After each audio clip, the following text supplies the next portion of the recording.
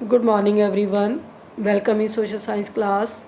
जो last video में हमने क्या डिस्कस किया था कि जो फ्रांस है वो मोनार्की कैसे जो है सिस्टम को अबॉलिश करता है और रिपब्लिक कैसे बनता है बेटा, जिसमें हमने रेवोल्यूशनर्स का नेशनल असेंबली का रोल पढ़ा। उसके बाद जैकोबिन्स क्लब्स का हमने रोल पढ़ा।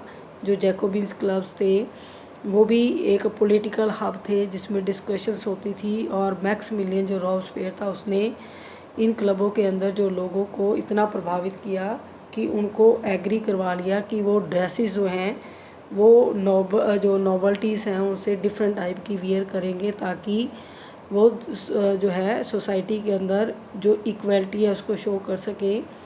ठीक है।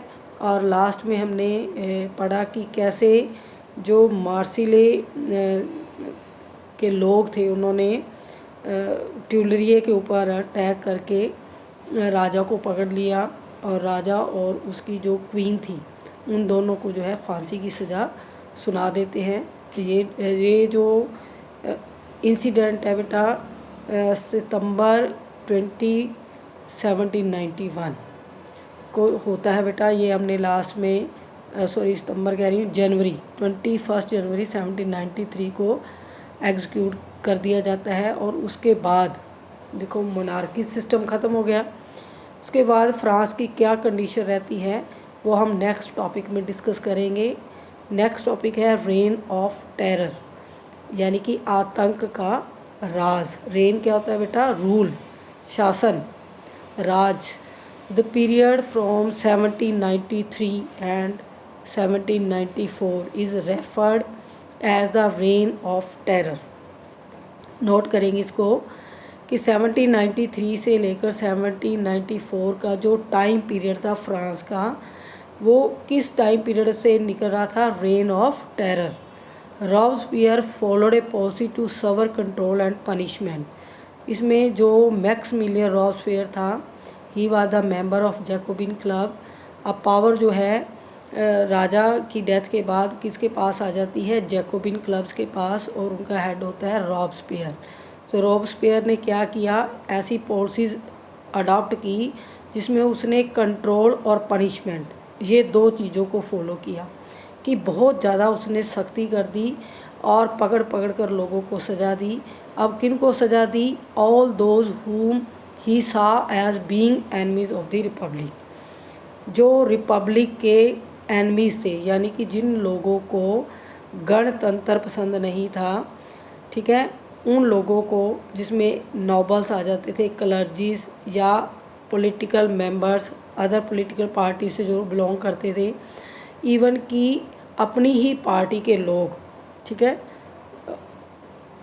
जो थे, जो उससे एग्री नहीं होते थे उसके सिस्टम से, उसकी पॉलिसी से, फिर उनको क्या करता था? अरेस्ट करता था। फिर उसके बाद उनको जेल में डाल देता था, इम्प्रिजन करता था, और फिर उनको रेवोल्यूशनरी ट्राइब्यूनल, ये क्या था? एक क्रांतिकारी अदालत बनाई हुई थी बेटा रॉबस्पियर ने। रेवोल्यूशनरी ट्रिब्यूनल कह लो, ट्राइब्यूनल कह लो, ये एक कोर्ट थी जिसमें अरेस्ट पर्सन को क्या किया जाता था? एग्जीक्यूट। अगर उनको उनकी गिल्टी यानी कि उनकी गलती पाई जाती थी तो उनको गुलोटिन्ड किया जाता था। गुलोटिन क्या होता है बेटा? गिलोटिन होता है, एक डिवाइस होती है जो टू पोल्स के बीच में एक ब्लेड होता है, और उस ब्लेड के नीचे किसी भी पर्सन के हेड को बी हेडेड किया जाता है। यानी कि ये दो खंभों के ऊपर जो है खड़ी होती है एक मशीन, और उसके बीच में एक शार्प जो है ब्लेड लगा होता है, और उस ब्लेड के बिल्कुल ठीक नीचे किसी भी जो क्रिमिनल होता है उसका हेड रख दिया जाता है, और ऊपर से उसको जो ब्लेड होता है जो आ रहा होता है उसको फेंक कर उसको बी हेडेड कर दिया जाता है, यानी कि उसका सर जो है धड़ से अलग कर दिया जाता है। तो ये प्रोसेस क्या कहाँ होती थी? गिलोटिन में बेटा, गिलोटिन। ठीक है। अब ये किसकी ये प्रोसीजर था? कोई वहाँ पर कॉन्स्टिट्यूशन नहीं था, कोई पार्लियामेंट नहीं थी, टोटली जो पावर थी वो किसके हाथ में थी? रॉबस्पियर के हाथ में। अब जो गिलोटिन है, उसका नेम भी डॉक्टर गिलोटिन ने इसको बनाया था, उसका इन्वेंटर था, उसी के नाम से इस डिवाइस का नाम रख दिया जाता है। ठीक है। नेक्स्ट है Robespierre government issues laws placing maximum ceiling on wages and prices. Ceilings क्या होते हैं बेटा कि जो रॉबस्पेयर था उसने बहुत सारे लॉ इशू किए। ठीक है, क्योंकि वो खुद ही एक सरकार था, एक गवर्नमेंट था, जिसमें उसने वेजेस और जो प्राइजेस थी गुड्स की उनको डिसाइड कर दिया, फिक्स कर दिया। मीट और ब्रेड को राशनिंग कर दिया, यानी कि राशन क्या होता है, इनकी जो कीमत थी वो फिक्स कर दी। ठीक है, लेकिन राशन क्या होता है, गवर्नमेंट की तरफ से एड होती है, यानी कि रॉबस्पेयर जो था मीट और ब्रेड के रेट इतने जो है लो कर दिए ताकि जो थर्ड स्टेट के लोग हैं वो भी आसानी से उसको ख़रीद सकें। ठीक है। Peasants were forced to transport their grain to the cities. जो पीजेंट्स थे उनको क्या मजबूर किया गया कि वो जो ग्रेन है उनको शहरों में जो डिसाइडेड रेट है, यानी कि गवर्नमेंट की तरफ से रेट जो दिया जाता है उसी रेट पर वो क्या करेंगे, उसको सेल करेंगे, और प्राइस जो थे वो गवर्नमेंट फिक्स करेगी। Use of more expensive white floor, यानी कि जो सफ़ेद आटा था, यानी कि जो फर्स्ट स्टेट और सेकंड स्टेट की मैंने स्टार्टिंग में बताया था कि उनकी ड्रेस कोड अलग थी, उनकी जो फूड हैबिट्स थी वो भी अलग थी। जो वो खाना खाते थे वो थर्ड स्टेट के लोग नहीं खा सकते थे, जो रॉयल फैमिलीज़ खाती थी। तो जो वाइट फ्लोर था उसको बैन कर दिया गया था और सबको कहा कि वो ईट प्लेन डिलाइट, यानी कि वो एक इक्वलिटी वाली ब्रेड कि जो सिटीजन सभी खाएंगे थर्ड स्टेट के, वही ब्रेड वही ग्रेन जो है सारे फ्रांस के अंदर यूज़ की जाएगी। Loaf made of whole wheat. ठीक है, सेम वीट के साथ वो लोफ यानी कि जो रोटी है वो बनाई जाएगी। Equality was also sought to be practised through forms of speeches और एड्रेसेस। इक्वलिटी को भी लागू किया गया थ्रू स्पीचेस और एड्रेसेस के द्वारा, यानी कि जो स्पीच दी जाती थी, जो भाषा यूज़ की जाती थी, जो लैंग्वेज की जाती थी, उसमें इक्वलिटी को शो किया जाता था। जैसे जो ट्रेडिशनल वर्ड्स थे सर और मैडम, ये मॉन्स्यूर जो है फ्रेंच वर्ड है। ठीक है, मैदाम जो है वो भी फ्रेंच वर्ड है। तो इसकी जगह पर जो सर और मैडम जो है यूज़ किए जाते थे। जो ट्रेडिशनल तौर पर जो रिच पर्सन थे ना, उनको कैसे जो है एड्रेस किया जाता था, सर और मैडम कहकर। लेकिन इस चीज़ को ख़त्म करके क्या कर दिया, सिटियोन और सिटियोनी, यानी सिटीजन्स जो हैं क्या बन गए थे, नागरिक, और वुमेंस वर सिटियोन और सिटियोनी। जो मैन थे उनको क्या बोला जाता था, नागरिक, और वुमेन को क्या बोला जाता था, नागरिका। चर्चिज़ को बंद कर दिया गया। ठीक है, और जो बिल्डिंग्स थी, गवर्नमेंट बिल्डिंग या जो किंग्स की जो बिल्डिंग थी, उनको क्या बना दिया, बैरक्स और ऑफिस, दफ्तर बना दिए, बैरक्स बना दी जहाँ पर मिलिट्री रहती थी। तो जितनी भी रॉयल फैमिली से बिलोंग थी प्रॉपर्टी, उनको यूज़ किया गया था। चर्चिज़ को अबॉलिश जो है डिमोलिश कर दिया गया था। Robespierre pursued his policies so relentlessly that even his supporters began to demand moderations क्या आता है भाई, पार्डन, माफ़ी। रॉबस्पेयर ने जो पॉलिसियाँ लागू की, परसुएड की, वो इतनी ज़्यादा हार्श थी, कठोर थी। रिलेंटलेसली क्या होता है, बहुत ही ज़्यादा हार्श, बहुत ही ज़्यादा टॉर्चर करना, कि उसके जो अपने सपोर्टर थे, जो क्लब के सपोर्टर्स थे, वो भी रहम की जो है वो दलील देने लगे, रहम जो है प्रार्थना करने लगे कि he was convinced by a court in July 1794, यानी कि उसका टेरर इतना बढ़ गया था, उसने इतनी ज़्यादा ब्लड और आयरन पॉलिसीज़ अडॉप्ट की थी कि लोग भी बहुत ज़्यादा जो उसके सपोर्टर थे वो परेशान हो चुके थे। फाइनली क्या हुआ कि उसके ही जो मेंबर्स थे कन्वेंशन के, उन्होंने क्या किया, उसको ही उठाकर 1994 में अरेस्ट कर दिया, क्योंकि उसका टेरर, उसकी जो टॉर्चर की प्रोसेस थी वो ज़्यादा हार्श हो गई थी और उसको भी गिलोटिन पर चढ़ा दिया गया था, यानी कि उसको पकड़कर उसको भी फांसी की सज़ा दी गई थी। तो रेन ऑफ जो टेरर है 1793 से 1794 का टाइम पीरियड, उसमें किसका रूल रहता है फ्रांस के अंदर? Maximilien Robespierre. नेक्स्ट जब मैक्सिमिलियन रॉबस्पियर को जो है फांसी की सज़ा हो जाती है, जैकोबिन गवर्नमेंट जो है वो ख़त्म हो जाती है, तो उसकी जगह पर फिर किसके पास सत्ता आती है, पावर आती है फ्रांस की? Wealthier middle classes. तो नेक्स्ट टॉपिक है हमारा डायरेक्टरी रूल्स फ्रांस की। वहाँ पर जो एक नई असेंबली बनती है, डायरेक्टरी, ठीक है, आपको लर्न करना पड़ेगा। सबसे पहले क्या थी? एस्टेट जनरल, फिर बनी नेशनल असेंबली, फिर बनी कन्वेंशन, ठीक है, और फिर बन गई जो है डायरेक्टरी, ठीक है, राइट।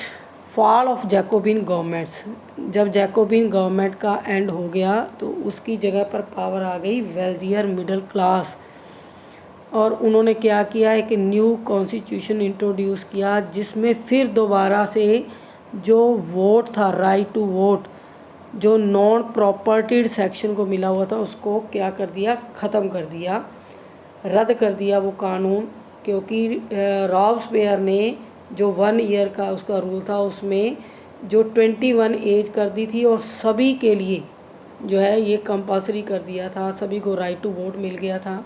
उसने सभी कंडीशन जो नेशनल असेंबली ने बनाई थी वो सारी ख़त्म कर दी, दरकिनार करके क्या किया?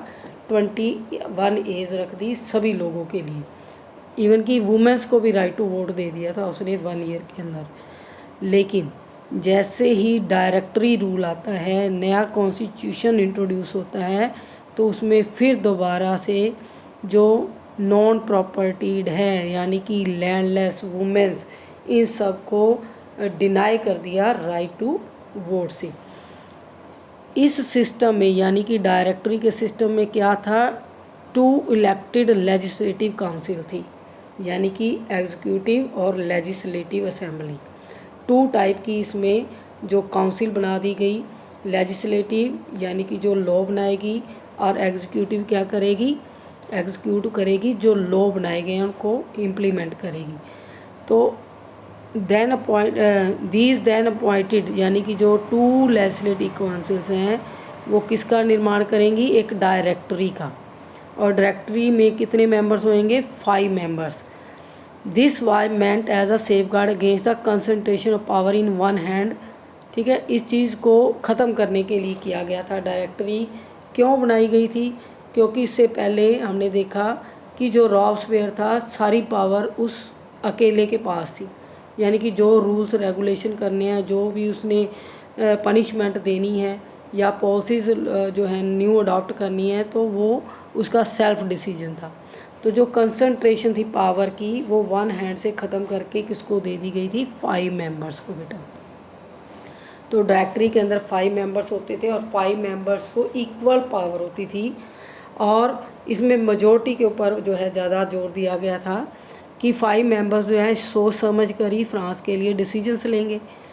तो सिंगल जो डिक्टेटर बनने की बजाय उन्होंने क्या कर दिया? एग्जीक्यूटिव और लेजिस्लेटिव बना दी। और डायरेक्टर्स जो थे उन्होंने क्या किया? ऑफन क्लैश्ड, लेकिन थोड़े टाइम बाद क्या हुआ? जो 5 मेंबर्स थे, जो डायरेक्टर्स थे, उनके जो ओपिनियंस थे कभी भी आपस में मैच नहीं करते थे, यानी कि उनके अंदर क्या रहता था? क्लैश मीन्स क्या होता है? वो डिसएग्री होते थे, यानी कि एक यस करता था तो दूसरा उससे डिसएग्री हो जाता था। कोई भी जो है एक फाइनल डिसीजन वो नहीं ले पाते थे। उससे क्या होता था कि उनके झगड़े ही रहते थे, और लास्ट में फिर इस चीज़ को भी, जो डायरेक्टरी थी उसको डिसमिस कर दिया गया, क्योंकि जब गवर्नमेंट कोई डिसीजन नहीं ले पाती, ठीक है, कोई वो जो लॉ है इम्प्लीमेंट नहीं कर पाती, तो वो जो असेंबली है या काउंसिल है वो डिसॉल्व हो जाती है। तो ऐसे ही डायरेक्टरी को डिसमिस कर दिया गया, क्योंकि ये मेंबर जो थे वो सक्सेसफुल नहीं रहे थे पॉलिटिकल स्टेबिलिटी लाने में। इनकी वजह से फ्रांस के अंदर फिर कौन सी सिचुएशन बन गई, पॉलिटिकल इंस्टेबिलिटी की। और ये इंस्टेबिलिटी जो थी उसने किसको वे दिया, pave the way the rise of military dictator Napoleon Bonaparte. अब इस सिचुएशन का फ़ायदा किसने उठाया, नेपोलियन बोनापार्ट ने, जो कि एक मिलिट्री डिक्टेटर था, यानी कि मिलिट्री के अंदर था। सोच उसकी कैसी थी, डिक्टेटर वाली। उसकी क्या सोच थी कि सिंगल पर्सन के हाथ में पावर होनी चाहिए ताकि जो डिसीजंस हैं वो जल्दी से लिए जा सकें। तो उसने डायरेक्टरी को बर्खास्त करके खुद को सम्राट, खुद को जो है नेपोलियन ने वहाँ का किंग डिक्लेयर कर दिया। इलेक्शंस हुए, जो फर्स्ट स्टेट और सेकंड स्टेट के लोग थे उन्होंने इसको सपोर्ट किया और नेपोलियन बोनापार्ट जो था 1804 में फ्रांस का किंग बन जाता है बेटा। नेक्स्ट टॉपिक देखें, though through all these changes in the form of government the ideals of freedom, equality before the law and the fraternity, ये चीज़ें जो हैं कि जो चेंजेस फॉर्म ऑफ गवर्नमेंट में आ रहे थे, यानी कि जो भी गवर्नमेंट बनी फ्रांस के अंदर, चाहे वो सक्सेसफुल नहीं हुई, ठीक है, लेकिन उसके बावजूद भी in spite of this the ideas of freedom of equality before the law, fraternity, ठीक है, ये मोटिवेट कर रही थी पॉलिटिकल मूवमेंट्स को फ्रांस के साथ साथ यूरोप के अन्य देशों के लोगों को भी। यानी कि इनकी जो सोच थी, जो इनके परिवर्तन थे, जो इन्होंने चेंजेस लाए पॉलिटिकल पॉइंट ऑफ व्यू से, उनसे जो मोस्टली नेबरिंग कंट्रीज थे यूरोप के वो भी मोटिवेट हुए। उनके अंदर भी नेशन स्टेट की जो फीलिंग थी वो आ रही थी कि वो भी एक नेशन स्टेट अपनी कंट्री को बनाए, क्योंकि मोस्टली उस टाइम में जब ये रेवोल्यूशन होती है तो मोस्टली जो कंट्रीज़ थी वो किसी न किसी डायनेस्टी के अंडर जो है वो गुलाम थी बेटा। तो लोगों के अंदर जो नेशन स्टेट का था या फीलिंग थी अपनी कंट्री के लिए, वो इस रेवोल्यूशन की वजह से आई थी। नेक्स्ट टॉपिक है हमारा रोल ऑफ वुमेंस, ठीक है। Did women's have a revolution, क्या महिलाएं भी क्रांति कर सकती हैं बेटा? तो इस टॉपिक में हम डिस्कस करेंगे कि कंडीशंस क्या थी वुमेंस की ड्यूरिंग द और आफ्टर द फ्रेंच रेवोल्यूशन बेटा। From the very beginning womens were active participants. जितने भी इवेंट्स हुए हैं जो अभी तक हमने पढ़े हैं उसमें महिलाओं ने बहुत ही एक्टिव रोल प्ले किया है। और उन्होंने बढ़ चढ़ कर क्यों भाग लिया था? क्योंकि उनको होप थी कि उनकी इन्वॉल्वमेंट से क्या होगा, जो गवर्नमेंट्स हैं, जो क्रांतिकारी गवर्नमेंट्स बन रही हैं, उनको वो प्रेशराइज करेंगी कि वो क्या करें, ऐसी इम्प्रूवमेंट उनकी लाइफ में लाएं, ऐसे रूल्स उनके लिए बनाएं ताकि उनकी भी लाइफ, जो उनका स्टैंडर्ड है, जो स्टेटस है सोसाइटी के अंदर, वो इक्विवेलेंट मैन के हो जाए। क्योंकि महिलाओं को इतनी वैल्यू नहीं दी जाती थी।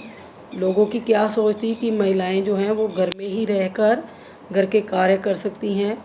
वो जो महिलाएं हैं वो पतियों के अधीन है, ठीक है, और अपने जो पिता हैं उनके अधीन है, वो अडल्ट सिटीज़न नहीं है। उनको पैसिव सिटीज़न का जो है नेशनल असेंबली ने डिसीजन लिया कि वो पैसिव हैं। तो वो क्या चाहती थी, हर एक एक्टिविटी में पार्टिसिपेट कर रही थी, जो भी इवेंट्स फ्रेंच सोसाइटी में हो रहे थे, ताकि उनकी जो इन्वॉल्वमेंट है उससे लगे कि वुमेन पैसिव नहीं है, वो एक्टिव हैं, वो हर काम कर सकती हैं और सरकार से मांग कर सकती हैं कि उनके लिए भी कुछ ऐसे रूल्स और रेगुलेशन बनाए जाएं जिनसे उनकी जो सोशल लाइफ है या स्टेटस है वो भी हाई हो सके। जो थर्ड स्टेट की वुमेन थी वो बहुत सारे काम करती थी, ठीक है, अपने परिवार के लिए, अपनी लिविंग के लिए। क्या करती थी वो? दे वर्कड एज सीमस्ट्रेसेस और लॉन्ड्रेसेस। सीमस्ट्रेसेस क्या होते हैं? सिलाई कढ़ाई का काम करना। लॉन्ड्रेसेस क्या होते हैं? यानी कि जो कपड़े धोने का काम था, धोबी का। Sold flowers, fruit, vegetables at the market और employed as a domestic servant in the houses of prosperous people. तो ये बहुत सारे जो वर्क थी वो यूरोप की महिलाएं भी करती थी। हमारे इंडिया में भी यही काम होता था महिलाओं के लिए, जो हम हिस्ट्री में पढ़ते हैं कि महिलाएं क्या काम कर सकती थी। तो महिलाएं मैन के इक्वल काम करती थी, लेकिन उनके काम की वैल्यू जो है मैन के काम के वैल्यू के बराबर नहीं समझी जाती थी। ना ही उनको सैलरी दी जाती थी, ना ही उनकी सोशल स्टेटस जो है इक्वल था मैन के जो है बराबर बेटा। मोस्ट जो वुमेन्स थी उनके पास कोई एजुकेशन नहीं थी, कोई जॉब ट्रेनिंग नहीं थी, क्योंकि उनकी एक्सेस ही नहीं थी। जब वो एजुकेटेड नहीं है तो वो जॉब भी नहीं कर पाएंगी। जो डॉटर्स थी, ओनली डॉटर्स ऑफ नोबल्स और वेल्थियर मेंबर्स, जो फर्स्ट स्टेट और सेकंड स्टेट के लोग थे, उनकी जो लड़कियां थी या उनकी जो महिलाएं थी वो ही जो है कॉन्वेंट स्कूलों में जाकर पढ़ती थी। और फिर उनकी जो मैरिज थी वो भी हाई सोसाइटी के अंदर ही होती थी, यानी कि थर्ड स्टेट के साथ उनका कोई लिंक नहीं था।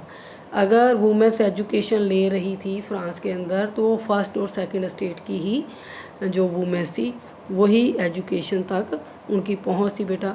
जो वर्किंग वुमेन्स थी वो क्या करती थी, केयर टू द फैमिली, क्या कुक करती थी, फैच वाटर यानी कुएं से पानी भरती थी, क्यू अप करती थी ब्रेड के लिए, यानी लंबी लंबी लाइनों में अगर खड़े होना है तो वहाँ पर वो महिलाएं ही खड़ी होती थी और अपने बच्चों की केयर करती थी। और उनकी जो वेजिस थे, ठीक है, ये तो डोमेस्टिक कोर्स हो गए। अभी ऊपर हमने पढ़ा कि जो सर्वेंट थी, सोल्ड फ्लावर था, ये जो काम करती थी उनमें उनको वेजिस जो थे वो बहुत ही कम मिलते थे पुरुषों की तुलना में बेटा। In order to discuss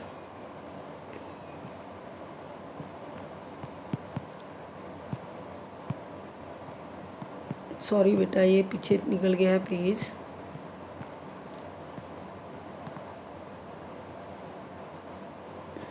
In order to discuss and voice their interest, women started their own political clubs and newspaper. जब उन्होंने देखा कि जो रेवोल्यूशनरी गवर्नमेंट्स हैं उन्होंने उनके लिए कुछ नहीं किया, तो उन्होंने क्या स्टार्ट किया, अपने पॉलिटिकल क्लब बनाए, न्यूज़पेपर प्रिंट किए, और लगभग 60 वुमेंस क्लब थे उस वक्त फ्रांस के अंदर जिसमें महिलाओं का ही नियंत्रण था बेटा। और उसमें से जो पॉपुलर थे वो बेटा नेम नोट कर लें, सोसाइटी ऑफ रेवोल्यूशनरीज़ और रिपब्लिकन वुमेन। ये जो दो पॉलिटिकल क्लब थे ये काफ़ी फेमस थे फ्रांस के अंदर। वन ऑफ दियर उनमें से एक जो था उसमें क्या डिमांड करते थे, क्लब्स जो वुमेन्स ने बनाए हुए थे उसमें डिमांड की जाती थी कि वुमेन्स जो हैं वो भी पॉलिटिकल राइट्स को एंजॉय करें जैसे मैन करते हैं। वुमेन्स जो थी डिसअपॉइंटेड थी, कॉन्स्टिट्यूशन ऑफ 1791 में जो इंट्रोड्यूस किया गया था उसमें उनको पैसिव सिटीजन का दर्जा दिया गया था। जब ये कॉन्स्टिट्यूशन फर्स्ट टाइम बना था ना तो उनको बहुत उम्मीद थी कि उनकी भी कोई वैल्यू होगी या उनको भी कोई पॉलिटिकल राइट मिलेगा, तो उनको कोई पॉलिटिकल राइट नहीं मिला जिसकी वजह से वो क्या हो गई, disappoint. They demanded the right to vote, उन्होंने डिमांड की कि उनको राइट टू वोट मिले। ये 3 डिमांड्स हैं, इनको नोट कर लें। Demand the right to vote और इलेक्टेड द असेंबली और hold political office. Only then they felt would their interest be represented in the new government, यानी जो नई गवर्नमेंट बनी है उसके ऊपर वो तभी विश्वास करेंगी, ठीक है, जब उनको राइट टू वोट मिलेगा और वो एज असेंबली मेंबर इलेक्टेड होंगी और पॉलिटिकल ऑफिस को जो है होल्ड करेंगी। यानी कि ये इनकी डिमांड थी।